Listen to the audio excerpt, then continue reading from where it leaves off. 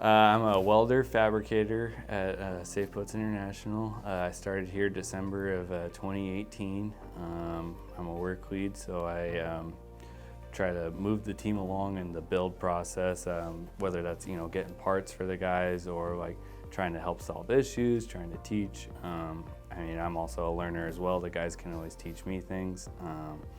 And I'm kind of like the main guy that to go to for support on my team. I took a lot of like technical drawing, architecture, and those two kind of tied in because we would do like a paper and pencil portion for the class, and then we'd move on to like a computer portion using different programs for each one.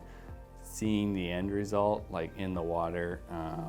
My uncle was in the Coast Guard, and during 9/11, or right after 9/11, he got stationed in New York City, and then he used the RBS's, that massive contract that Safe Boats had, and so it kind of inspired me back then. I started to learn about the company a little bit then, and then like after welding school, he kind of like, hey, why don't you look into Safe Boats, and there's the shipyard too, and and I always thought these boats looked really cool, and then applying for a job here, got an interview, and I think being able to say that we build some of the highest quality boats in the world is pretty awesome, and you just knowing that you're building a product that other people can use and rely on to save lives, and that's just try to remind myself that every day,